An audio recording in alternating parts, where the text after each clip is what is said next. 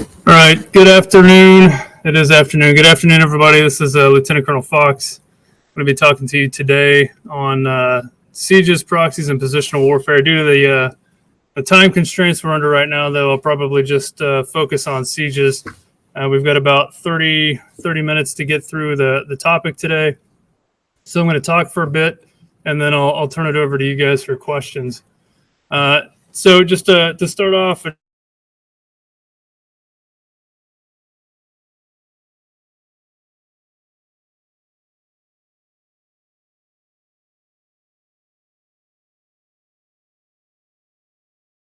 the opportunity to come here and speak, and I'd also like to thank General Donahoe for reaching out and asking me to come in and speak. So, with that, we're going to talk about Seiges, proxies, and positional warfare with a heavy focus on Seiges. So I just went through basically the purpose here for the agenda. I'm going to skip down just due to the time constraints that we're under here, and talk about a couple of important sieges that have come about in the past since the end of the Cold War here. So if we look at some of the changes in the character of war since the end of the Cold War, there's been three big changes that I've seen that have come about. And so the first of those is that sieges have become a defining feature of war. And so it really started with the Bosnian War and the siege of Sarajevo, which lasted for over 3 years and had over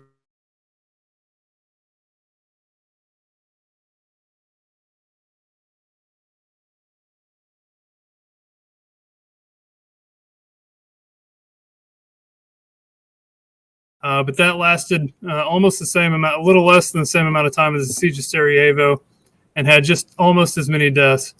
There was also a smaller and far less known siege, the siege of Mostar, which also happened during the Bosnian War. And those really ushered in the post-Soviet era war and the sieges that would follow. And then you saw during the Second Chechen War, the siege of Grozny, or the Battle of Grozny, but it was a siege, had over 2,500 military casualties, or KIA, 8,000 civilian casualties. And then at one point, Grozny was referred to as the most destroyed city in the world.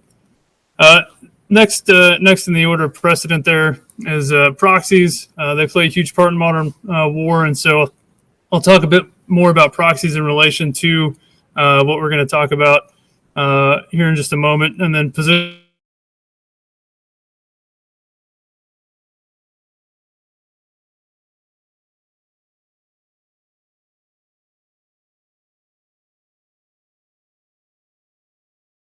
Sieges. When most people say siege, they probably think of trebuchets battering down walls of a castle or walls of some old protected city, but that's not the case. So some modern wars that we're relatively familiar with. If you look at the Syrian civil war and Operation Inherent Resolve in both Iraq and Syria, there's a series of sieges that come into play in both those wars. And so, and I'm going to go through these really quick just to point them out, and so you can see how long a lot of them are. They're quite extensive in terms of time. You had the siege of Aleppo in Syria, which lasted from July of 2012 to December of 2016. The siege of Raqqa, and some of these sieges like Aleppo, Raqqa, they were part of bigger battles as well. And so the time frame's hard to pin down when the siege started and stopped in relation to the bigger battles on which they were fought. But the siege of Raqqa was from November 16 to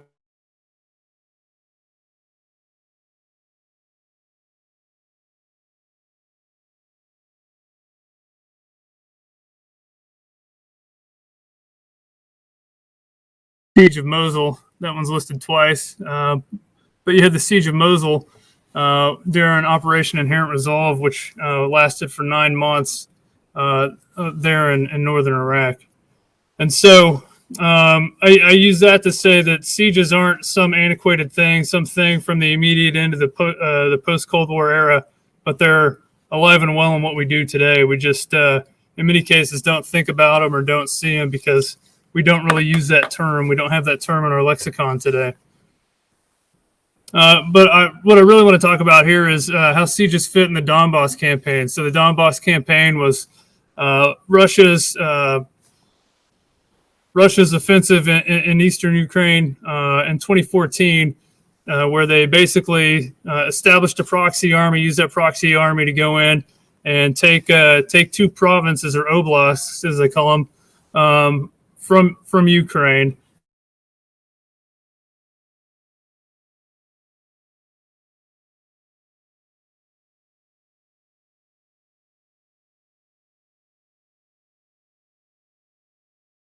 For his endorsement. Now, I've been in this conference all day, so I don't know what's come of that. But that's one of the key features there with the Donbass. And so you've probably heard a lot about parts of the battle or parts of the campaign, but I want to string it all together for you and explain it to you in terms of it being an actual campaign.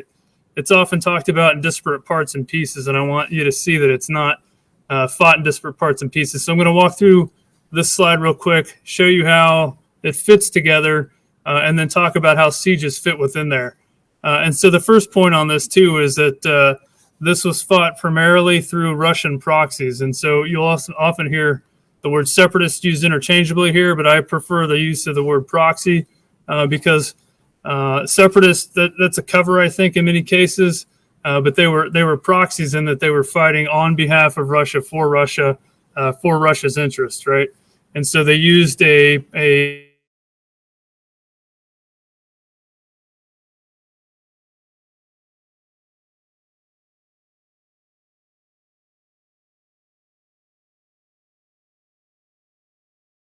the top, you can see spring offensive, summer offensive, and winter offensive. So the spring offensive was when the proxies came in and took control of a good portion of both Luhansk and Donetsk oblasts, right? So it was a fairly clear-cut Russian proxy, DPR, Donetsk People's Army, Luhansk People's Army victory.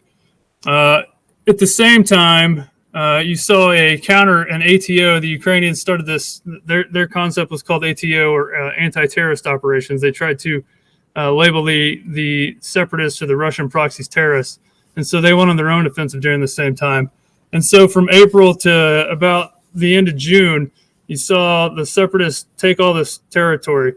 Around May to July, Ukraine did their anti-terror operations and started to see a degree of success. So the first Battle of Donetsk airport was fought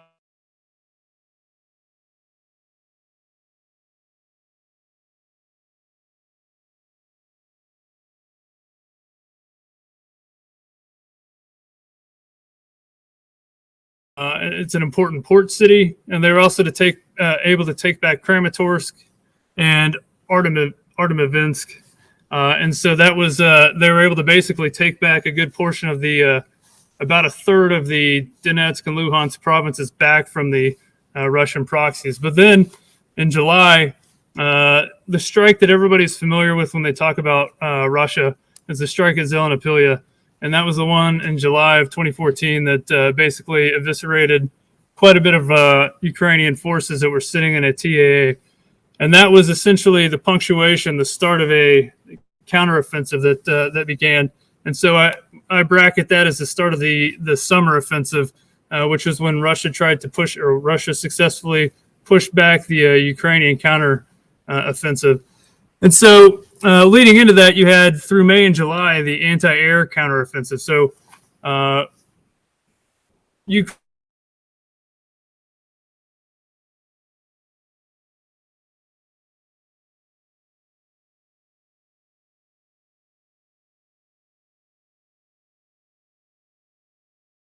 armies, the DPA and the LPA, to take the air component out of the Ukrainian organized response.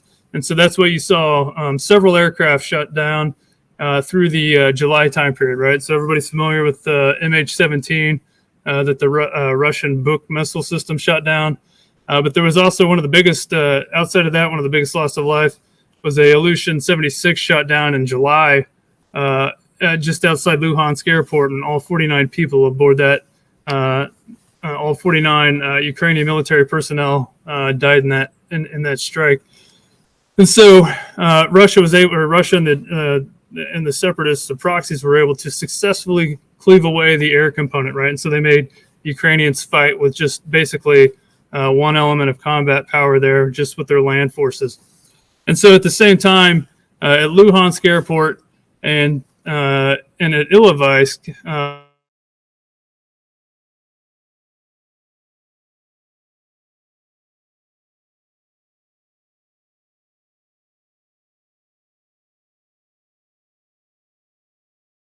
were able to encircle them and began to essentially isolate them and then constrict on them and kill them. At Ilovaisk is an interesting case study as well. Ilovaisk, let me flip back here. So the Ilovaisk is a city of about 16,000 people. On August 10th, the Ukrainians attempted to initially get back into the city and take it back from the Donetsk People's Republic. That didn't work, and on the 18th, they were actually able to penetrate with 2 battalions and establish a foothold in the city. Over the next couple of days, 4 more battalions flew into the city and were able to solidify a position in there.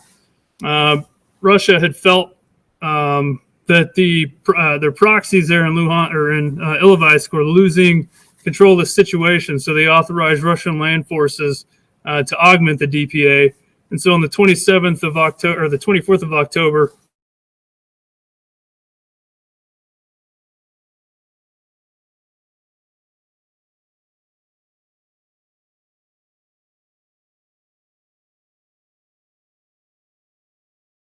again, I apologize, I'm not good at pronouncing Ukrainian city names.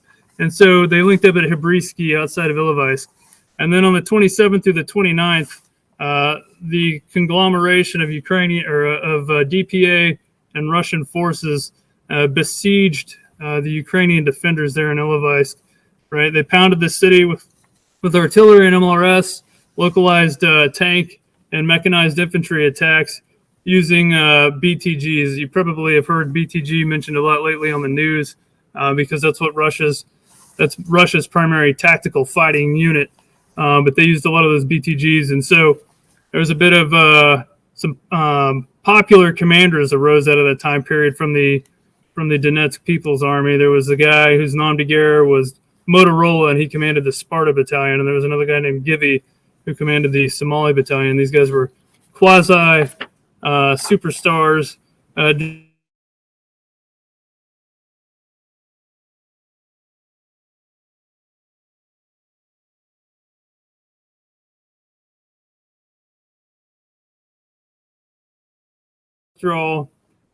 They end up getting attacked, and essentially at the end of this siege, 366 Ukrainian soldiers are killed, 429 are wounded, and more importantly, and I think this is the interesting part that we forget about today, when we think about all the high-tech cool stuff with war, there was 300 Ukrainian soldiers captured, right? Prisoners of war. That's something we don't really talk about, but 300.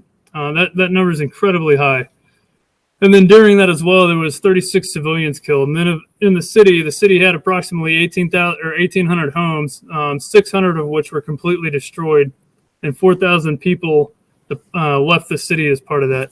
And then the basing areas around the city, specifically the town that I mentioned a few minutes ago, Brabisky, was chewed up in the fighting. And so that's something that continually happens during this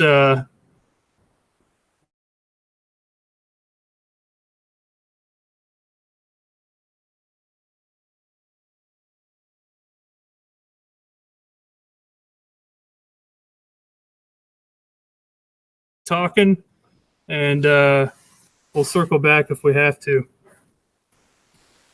And so for the Russian casualties, the problem is that it's a bit more challenging to discern, but open source reporting as best we can find says there's around 1,100 Russian soldiers that were killed. And for the DPA there at Ilovaisk, there's no good numbers.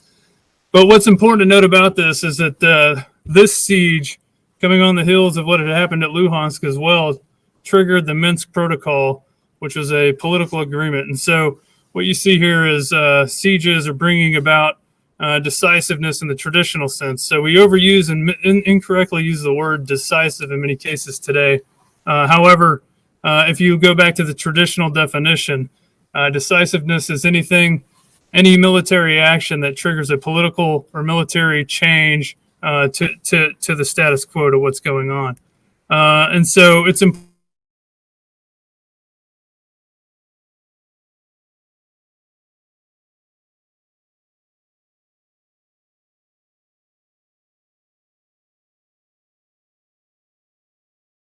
Another significant siege, and then I'm going to jump back to this slide here in a moment. Let me let this slide catch up here.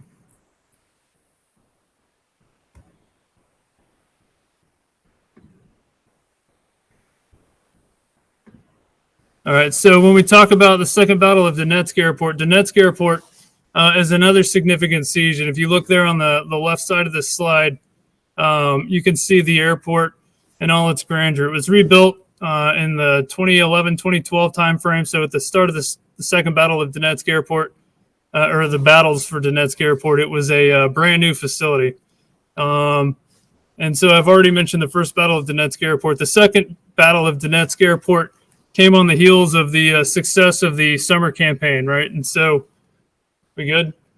Sir, on the icon where you are with CWs.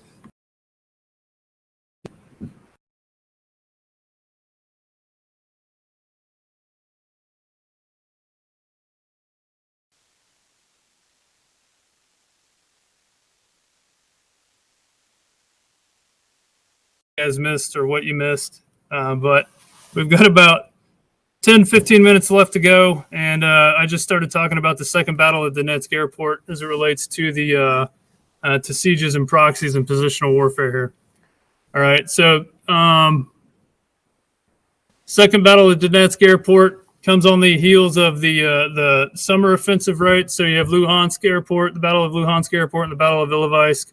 Those basically are the main components of the summer offensive.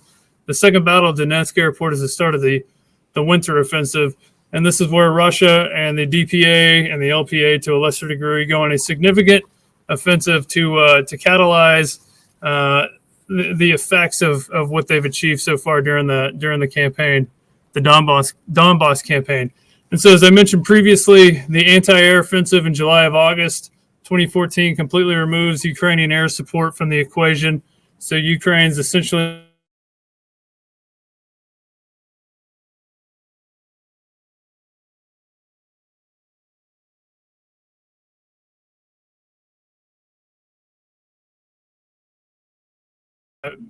moving out of the city and beginning to encircle the airport.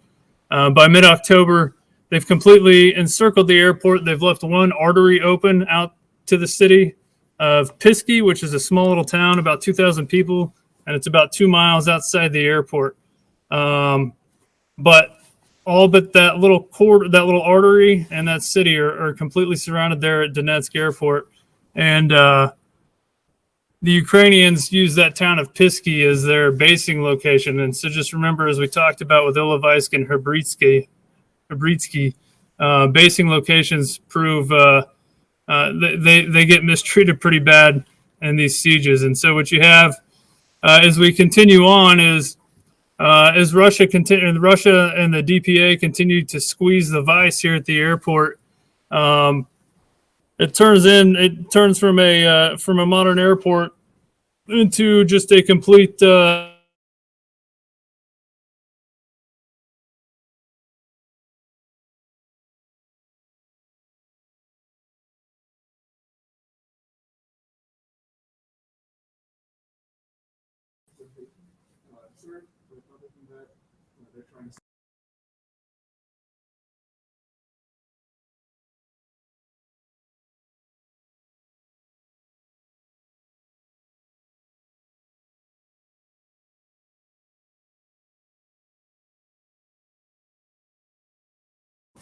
All right, so we're going to continue. Sorry, there's some audio visual problems.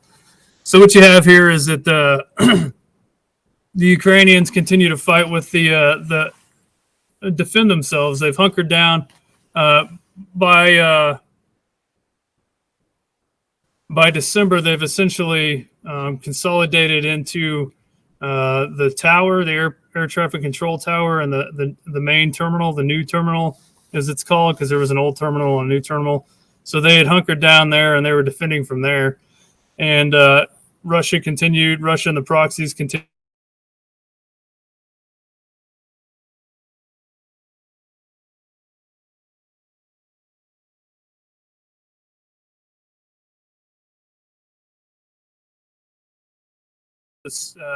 At the airport results in them earning the nickname the cyborgs of Donetsk Airport.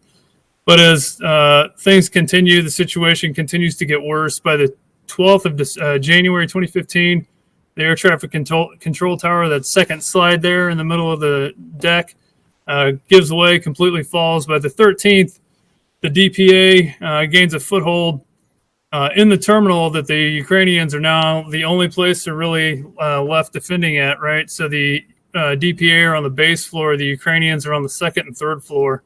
The DPA offer the Ukrainians the opportunity to surrender. They say no. The Ukrainians say no. They launch a small scale counterattack from Pisky, catches the Russians and the DPA off guard. Like late on the 17th, on the 18th of January, some reports start coming out that it was actually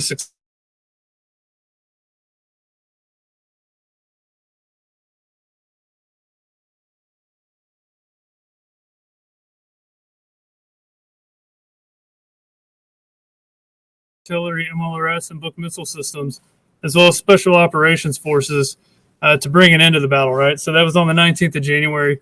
By the 21st of January, the Ukrainians are overrun. And then in a coup de grace, if you will, Russian special operations, they implode the terminal, right? And so, like I said, the Ukrainians were on the second and third floors. Russian special operations demoed the building to where those floors collapsed on each other. And in doing so, they killed about an additional 50 Ukrainian soldiers. And then that was essentially the trigger for everything to fall apart. The defense completely collapsed at that point, and Russian or Ukrainian soldiers began fleeing on foot, trying to get out of the airport. It was very reminiscent to the end of the Battle of Chosin Reservoir, where people were fleeing on foot, and it was somewhat chaotic.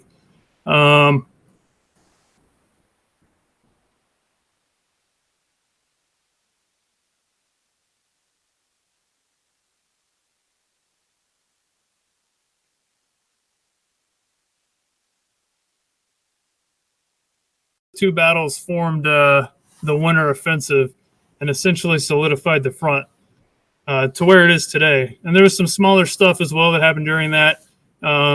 Smaller skirmishes, not quite battles, but Avdiivka is one place where there was a lot of fighting as well. Small in scale, though, never reached this level. But if you look at the campaign as a whole, if you believe in the way that this is structured, the way that I've structured it, you had a campaign that had three distinct offensives within it.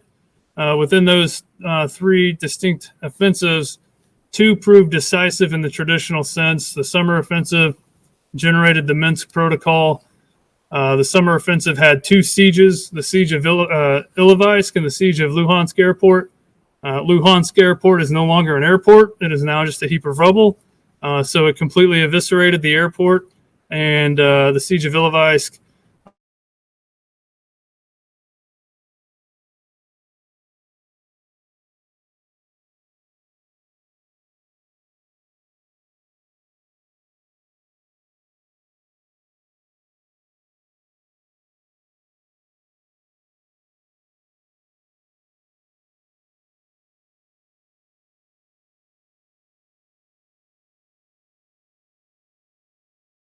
of that, you had the battle or siege of Debaltseve, which ran from January 17th to February 15th. And then that resulted in the Minsk II protocol. And the Battle of Debaltseve is a really interesting siege, too, if you want to study it. I've got a paper on that. It's also mentioned in some of the other stuff I've written. But the siege of Debaltseve is another good example if you want to look at sieges in modern war. And so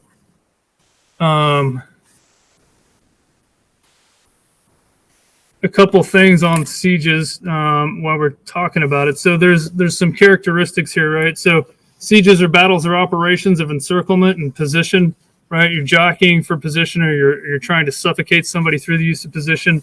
They're either porous or impermeable, but that's dependent on the aggressive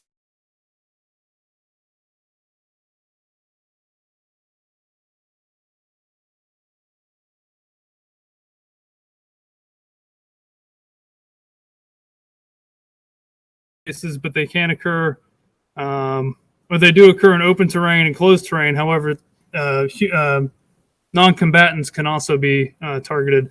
And so if you look back at Syria, a lot of these sieges in Syria that were conducted by Bashar al-Assad's forces, in many cases were focused on inflicting pain and damage on civilian populations. And they're also a game of dominance, right? Sieges are a game of dominance. Dominance isn't universal, though, and that's important to remember. They're a good heuristic to help you remember dominance is to think of it as one's resources, all right? So what you have plus the time that you have available divided by the enemy's action plus self-sustainment, right?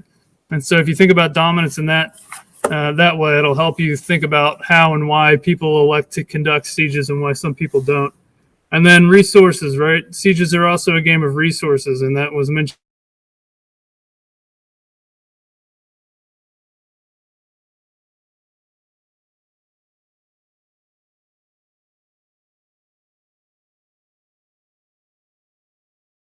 For that is the quantity of your own resources, plus the frontage that you're covering, plus the number of points of enemy contact along that front, plus the duration of enemy contact. All right, so how long it's taking. You divide that by your on-hand resources plus your ability to replenish those resources, and that's a good way, in my assessment, to think about resource consumption over time. And so when you think about being on the receiving end of a siege or being the besieged, there's a couple of options, right, for the besieged actor. Actually, there's three basic ones.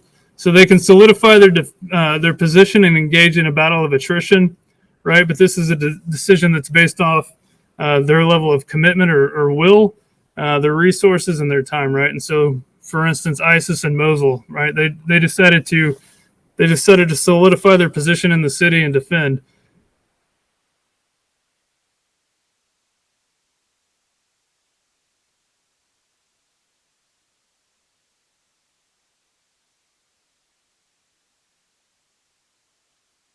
Second option is a breakout, right?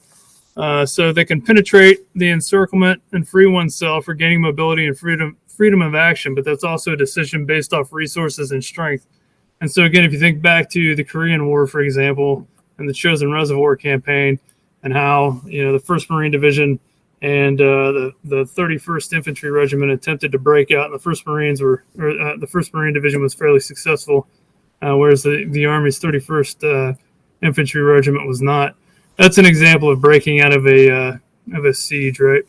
And then you've got the break-in and link-up option, right? So that's when a besieged actor has insufficient strength to break out, or insufficient mobility in relation to the enemy, and so somebody on the outside breaks in and links up, right? And so a good example of that is the Battle of the Bulge and Patton's Third Army, spearheaded by the 4th Armored Division, penetrating the German encirclement of Bastogne.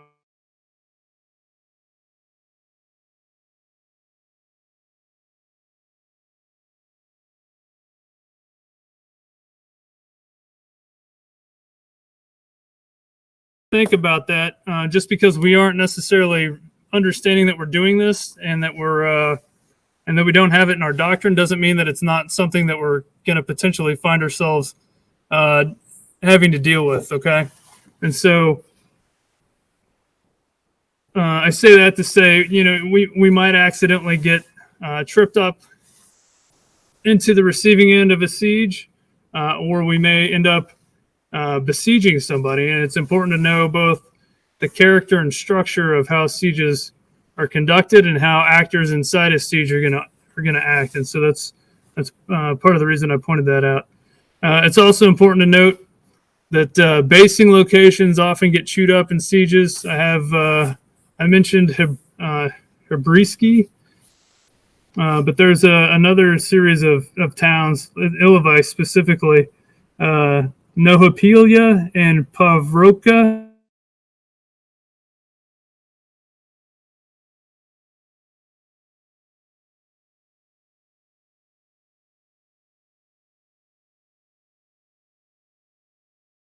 Those operations, during siege operations.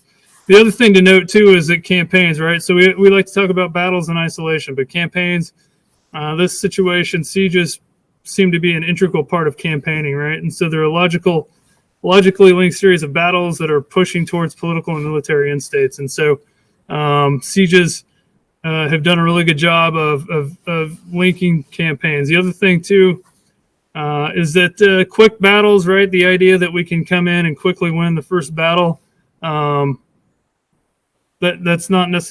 may not necessarily be true, right? And then the other thing too is when words like sieges are used, don't think as though you're looking backwards in time, or that you're thinking something that's an old idea, right?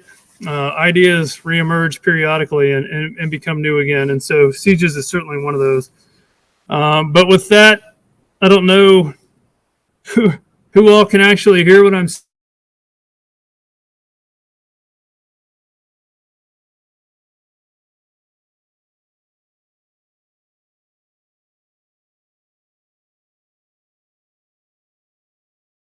Again, I'd like to thank my chain of command for allowing me the opportunity to come here, the team in Austin that I work with for covering down for me while I'm absent, and then General Donahoe for inviting me to participate in this conference. I really appreciate it.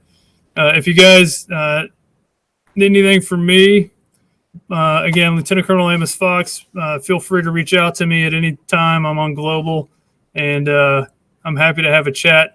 To close, though, here's a couple things.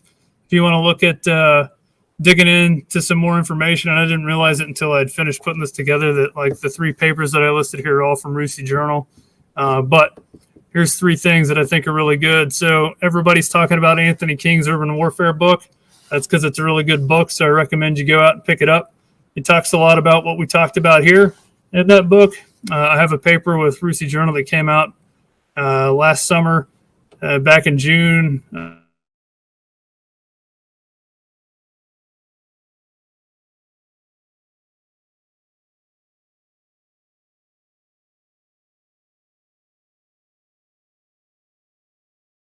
An excellent primer to get your feet wet on understanding proxies. And then lastly, Siddharth Kaushal, he works at RUSI. So Vlad Ratal is a political scientist that works at the University of Reading. Sig Kaushal is an analyst at RUSI, which is the oldest think tank in the world, based in London. But his paper, Positional Warfare, A Paradigm for Understanding 21st Century Conflict, is also really good. So those are a couple of jump-off points. If you have any other questions, by all means, please reach out to me and let me know. But with that, thank you for your time, and appreciate it. Thank you.